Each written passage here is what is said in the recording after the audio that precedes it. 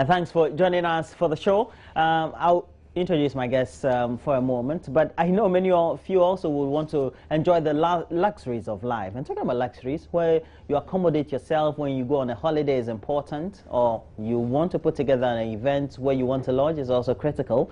And we're talking Crystal Hotel, being a 3-star hotel located in the very plush area of Takoradi, the oil city of Ghana, in the western region. It has 62 rooms made up of standard rooms, deluxe and executive suites. It has high-speed internet connectivity for both cable and wireless and can be accessed at the hotel in itself. Crystal Hotel also boasts of a banquet hall that can comfortably accommodate 500 people in a room.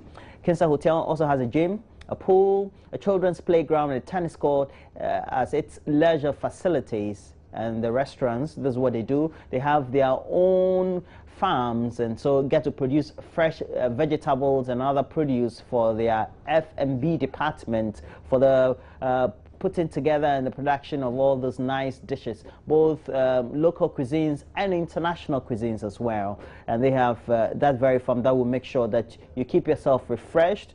They again have a purified water plant for guaranteed clean water for all those guests they will be accommodating at their hotel. During the weekends or anytime it's a holiday or the period of relaxation, they have a live band available for entertainment. Just in case you want to contact them, this is the line 0248698222, and also you can email them for whatever information you would want to know about or make enquiries through info@kingstelhotel.com, kingstelhotel.com. Okay, so that'll be it. Now my guest for the morning, I have Fred Amankwasafo. He's a member of the MPP's communication team. Thanks for joining me, Fred. Thank you, All in quiet this morning. I'm sure it's a great day for him. Yeah. So just laying in wait, so to speak. And also, Agbesi Luchu is a member of the NDC's communication team, long-standing member of the NDC as well. I know him personally, just like I know personally also Fred.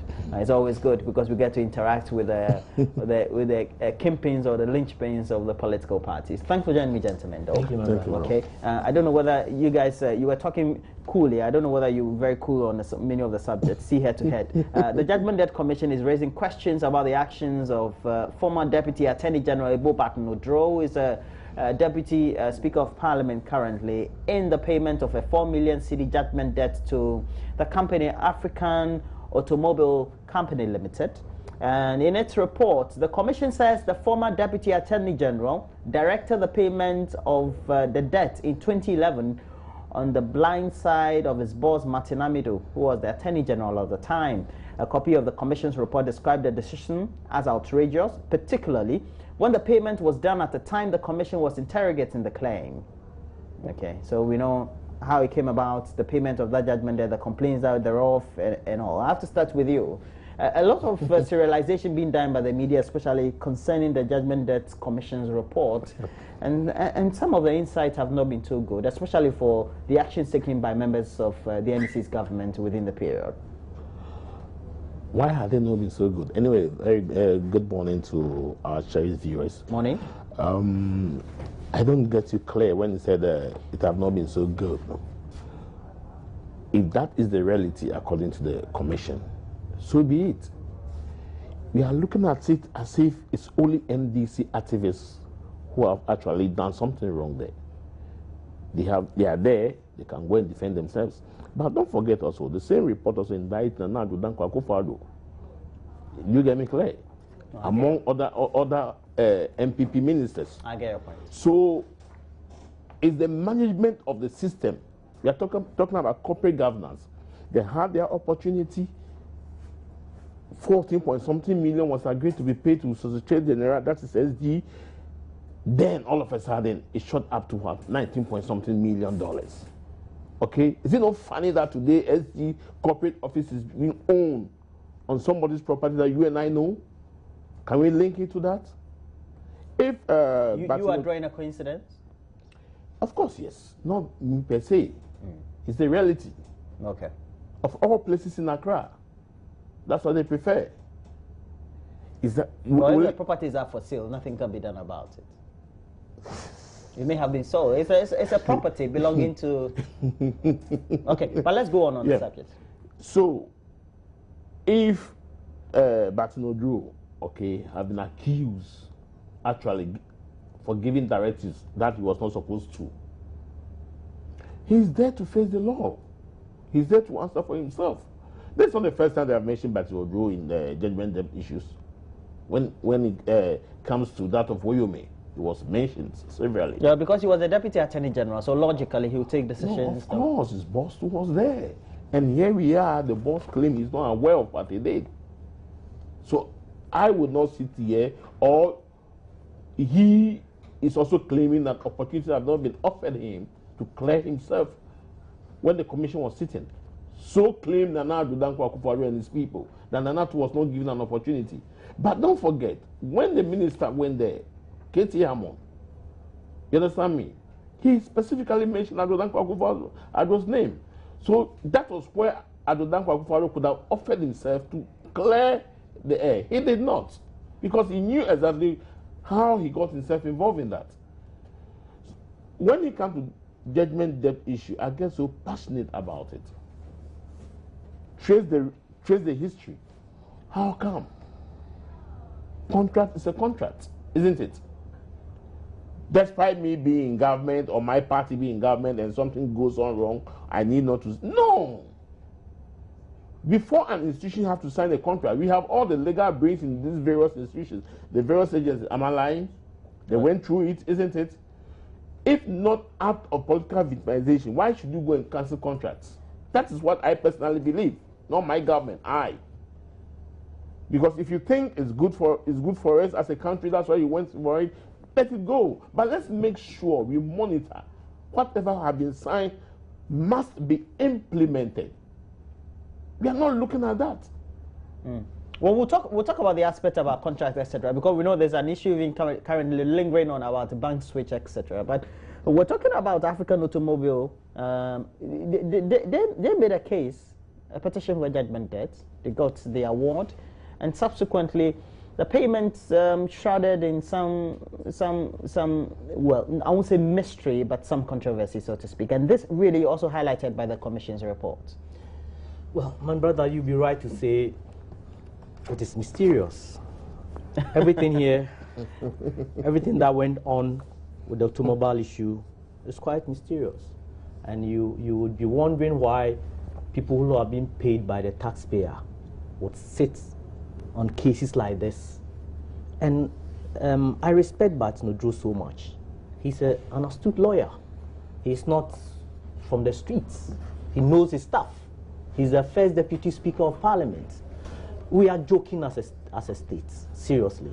If you look at the amount involved and how collusions and commission of crime, virtually.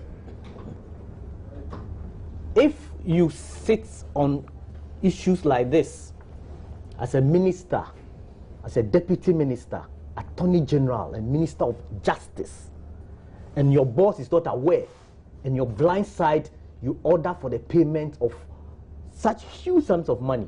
And for me, you see, the payments were made by the Ministry of Finance. So you ask me, what are the structures like?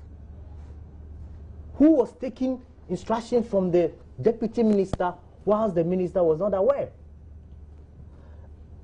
No, was the payment done?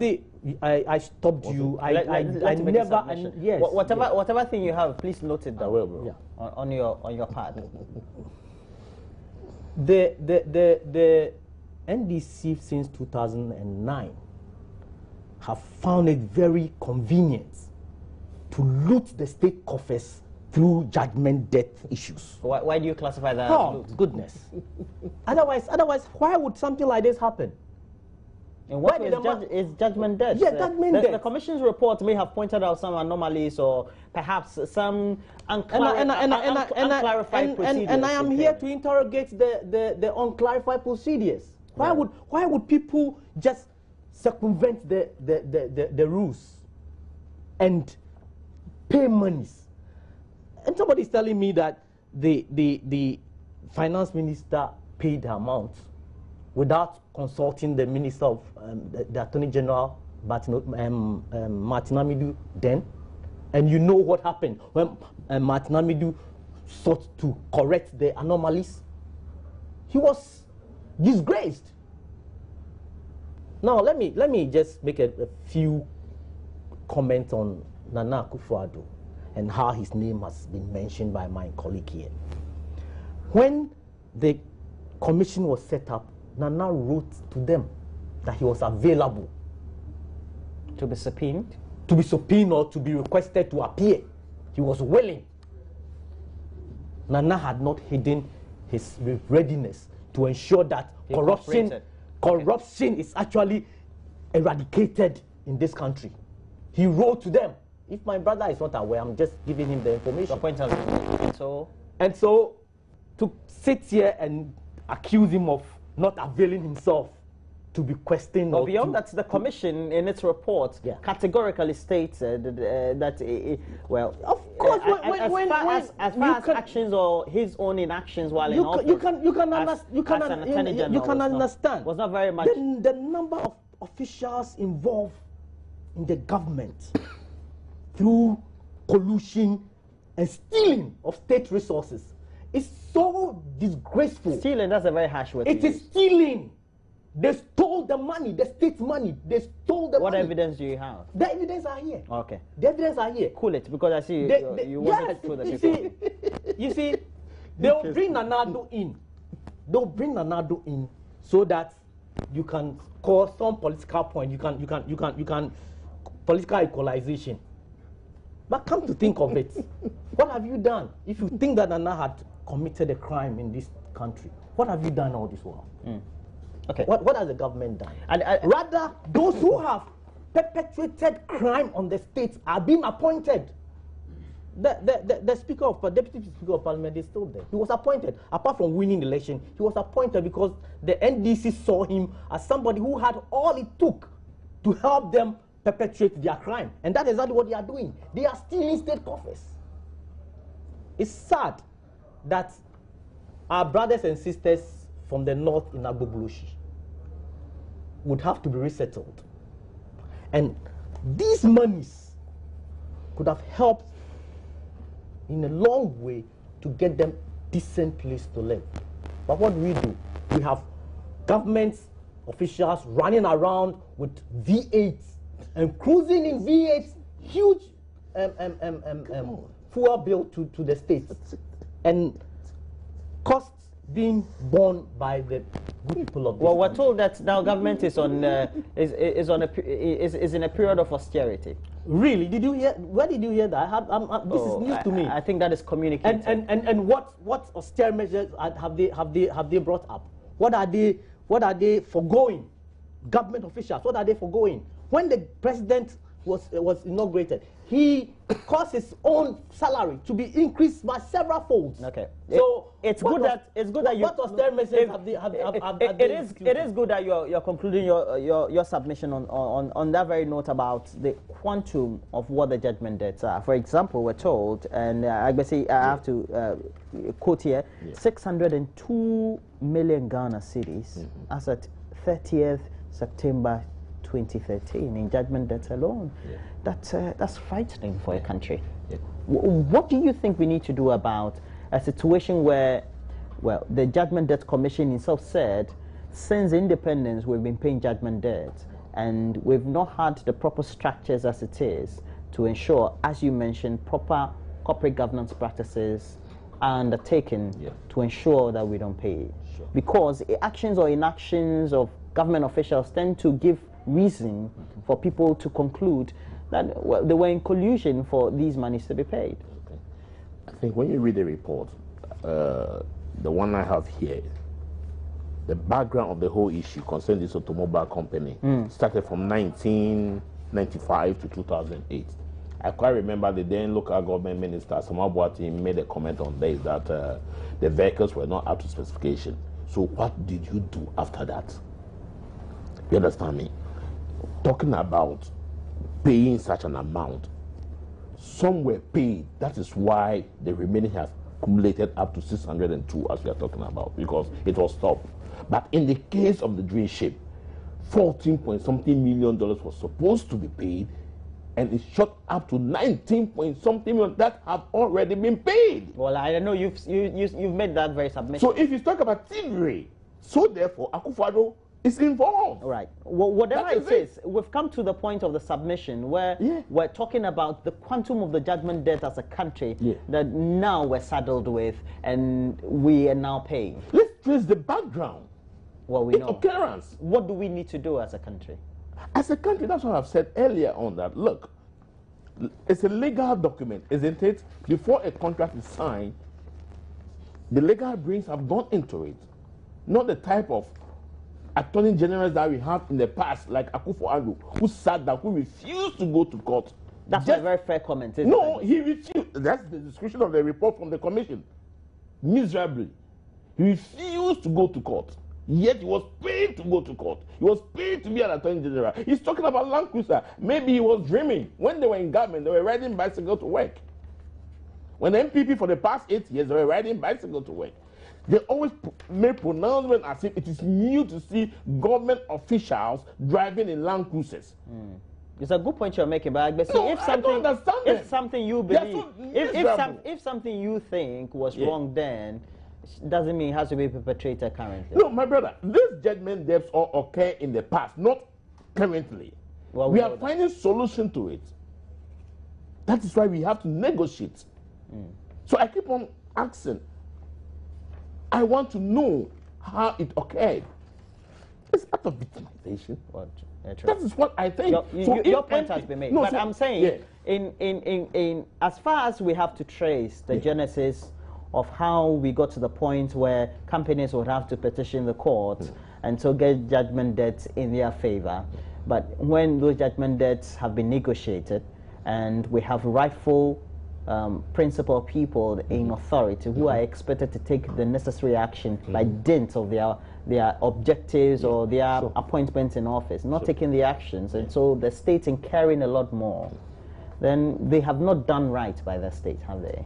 As officials who have been appointed. So therefore they should face it. They should face the bullets. So you're saying that your own people should go face it? Look, let me see, as a nation. Because you're former deputy attorney general, and in some of the cases, even in the report, the whole attorney general has been indicted as being very lackadaisical in dealing with some of the cases.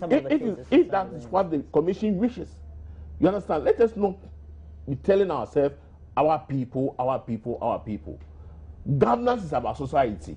It's you and I. We are all involved. But being governed by a particular political party at a time. But whatever laws that they come out with, you and I have to abide by. So I get the point. You're saying we shouldn't be doing blame game. We should not. It's about the systems we have and how we need to make sure. Our taxes that are used to take care of them. So they are supposed to do what is supposed to be done. I that makes a lot of sense. Including Akufo-Addo himself. I know that you want to reply to him, Fred, but there's a substantive issue about the quantum of the debt that now we have been saddled with and we've been paying over the last couple of years.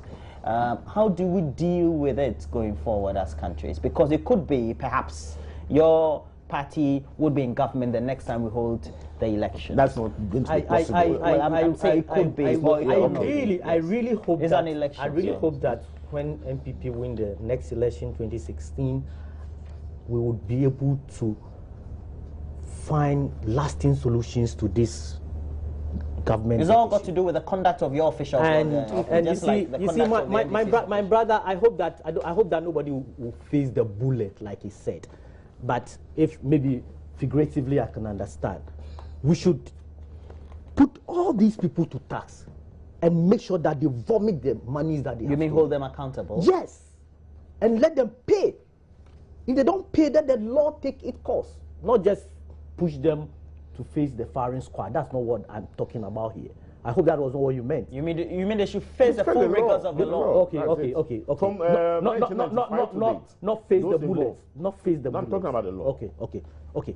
I agree with you on that score. I think that we play, especially when it comes to political actors, we play the game as if there's nothing at stake. Huge sums of money, 602 million. Can we think of how much this can do for the nation? And it's just gone down the drain because somebody had been either lackadaisical, like in the case of Betty Modujus, and paid monies that are not supposed to be paid. It's sickening. Whoever is involved, whoever is paying, the people, yes, let's get to the history, let's get to the beginning, let's understand why those things happen. But there are certain instances that the people don't even have contracts, so to speak. They don't have contracts. They come up with some odious documents, and you have state officials sanctioning huge sums of money to be paid. This is worrying. What instances are you mentioning? Like the Wayome issue. Okay, please conclude for me. I want to move on to another subject. My brother, we should let the people who are involved in this pay the price for what their actions have cost this nation. For me, sometimes I'm even ashamed of myself that I have a deputy speaker of parliament who have superintended on such collusion, and we still hold him in high esteem. No, that was when. That was when. Now, No. crimes have no status bar. I believe 2 weeks. He should be prosecuted. I believe 2 weeks or so ago, we had the Accra Metropolitan Assembly leading a team of a task force and security personnel heading to Old Fadama, otherwise known to many of you as Sodom and Gomorrah, to go and demolish structures that were perceived or have been earmarked to have been on waterways. As a result of that, the residents or some residents of those that very community, they followed up with a demonstration heading to Parliament and parts of the principal street of Accra towards the Flagstaff House, and demonstrating against the actions that were taken by the EMA. But the criticism has been that the residents needed to be relocated, and so, well, the authorities have tried to seek areas where they can relocate some of these affected residents. But in the meantime, efforts to get some of those places for them to relocate have been proving very much difficult. One of those places has been a site which apparently belonged to the CSIR. And the CSIR, its governing board, and other personnel of that very research institution were up in arms, so to speak, literally, saying that they will resign en masse if their lands were forcibly taken, not only by the Accra Metropolitan Assembly, but by the other authorities, but also the Gawes Municipal Assembly, in trying to earmark that land and have those residents relocated. Fred. Thank you so much. And this issue is very dicey. And I want to say a big thank you to Nana Akufo-Addo for yesterday going to the aid of stranded residents of Sodom and Gomorrah. Some of them were not able to access the transportation. They want to return back home. So what did he do?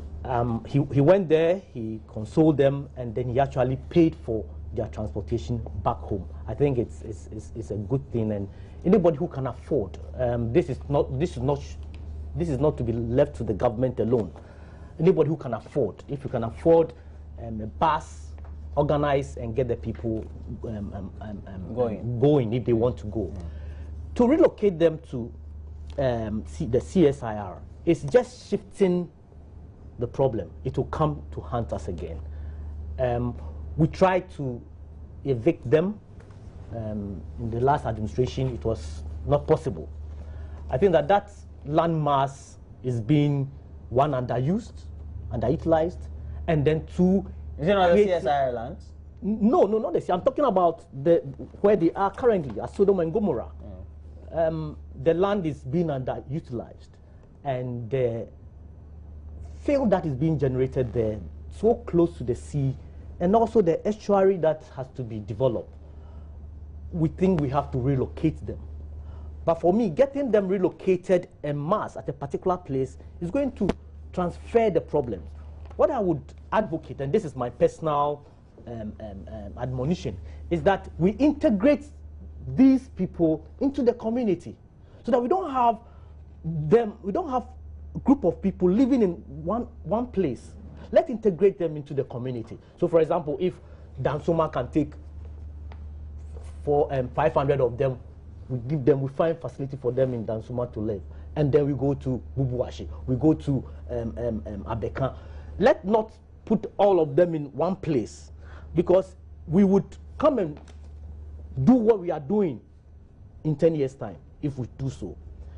To the CSIR, it beggars my imagination that we would even think of putting them on the land that has been acquired by the states for research purposes.